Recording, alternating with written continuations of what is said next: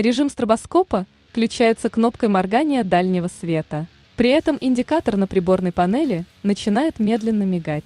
В зависимости от режима меняется количество фар, скорость и количество вспышек в секунду. Подключен дальний свет и поворотники.